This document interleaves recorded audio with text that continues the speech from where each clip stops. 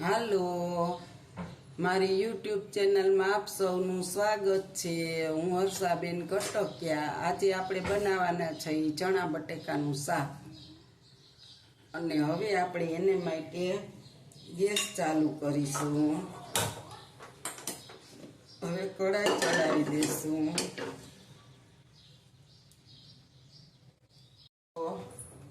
હવે આપણે કઢાઈમાં તેલ નાખીશું વઘાર માટે।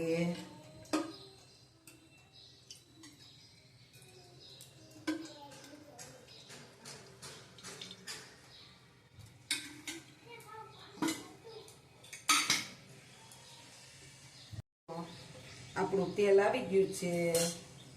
હવે આપણે એમાં વઘાર માટે થોડીક રાઈ નાખીશું।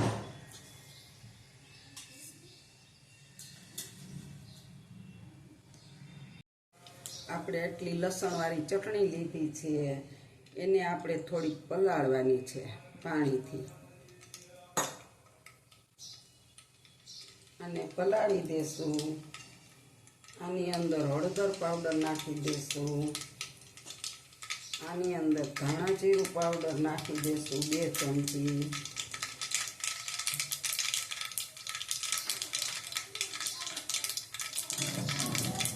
હવે આપણે આમાં જીરું નાખીશું। એક કળી પત્તા નાખીશું।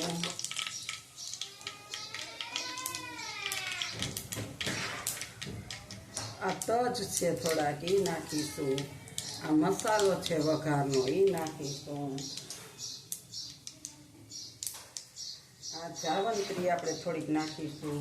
2 લવિંગ નાખીશું। હવે આપણે આમાં કળી પત્તા નાખીશું। હવે આપણે હિંગ નાખીશું વઘારમાં, અને હવે આપણે આદુ નાખીશું ખમણેલું।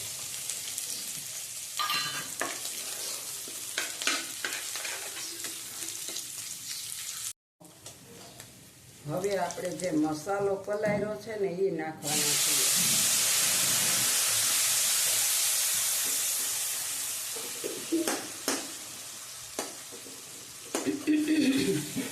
જો આપણો મસાલો સરસ પકડી ગયો। હવે પાણીમાં પલાળીને એટલે મસાલો મસ્ત રહે, ઓલો દાજી જાય। હવે આપણે એમાં નાખીશું ટમેટા 2 સુધાર્યા છે આપણે।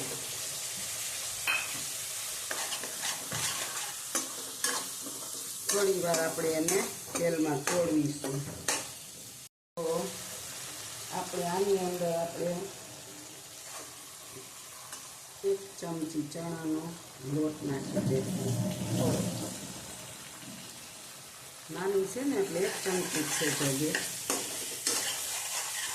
આપણું શાક મસ્ત બનશે। અને ચણા છે ને મેં રાત્રે પલાળ્યા હતા 1 વાટકો, સવારે બાફી લીધા। હાલો, જો આપણું તેલ બધું ઉપર આવી ગયું છે।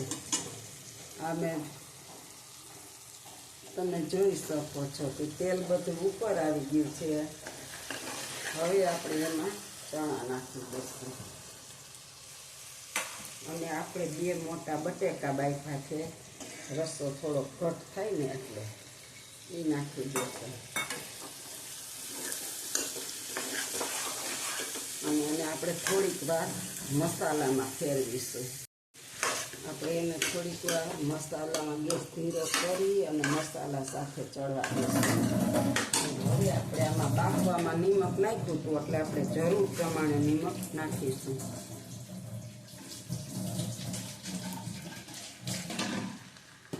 તમે વધારે ખારું ખાતા હોત ન ખાય, પણ અમે તો નીચે સાવ મોડું જ ખાઈએ છીએ। મીઠું બધી વસ્તુમાં ઓછું હોય છે। બહુ સરસ વઘારની સ્મેલ આવે છે આખા રસોડામાં, મસ્તીનું। હવે આપણે એને થોડીક વાર એમને પાણી નાખ્યા વગર ચડવા દેશું।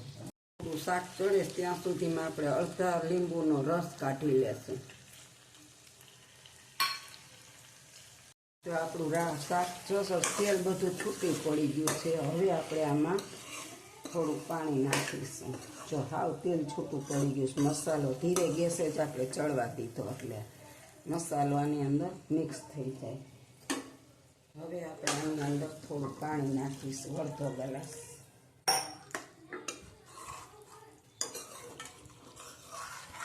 અને હવે આપણે થોડો ગેસને વધારશું અને થોડુંક હવે આ પાણી સાથે ચડવા દેશું.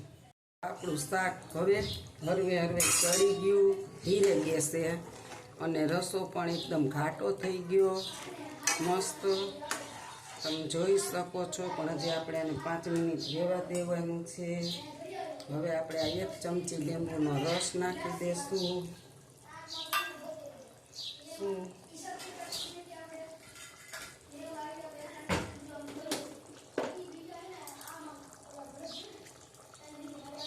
થોડો કેવો ગોળ નાખવાનો છે.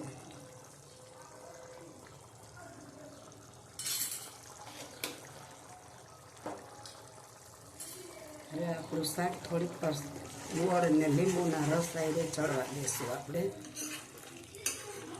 થોડીક વાર.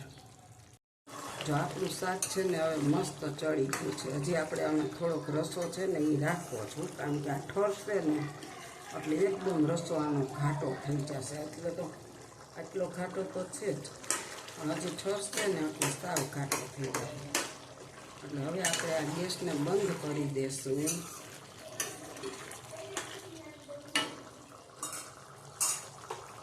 હવે આપણે ગેસને બંધ કરી દઈએ છીએ અને માથે આપણે ધાણા ભાજી છાંટી દઈશું. હમણાં બધું તેલ ઉપર આવી જશે.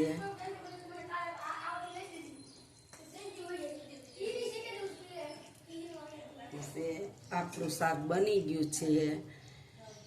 જો મારી આ શાકની રેસીપી તમને ગમી હોય તો લાઈક કરજો, શેર કરજો, બેલ લાઈક બટન દબાવવાનું ભૂલતા નહીં, સબસ્ક્રાઈબ કરી દેજો એટલે મારી રેસીપી તરત તમને જોવા મળે.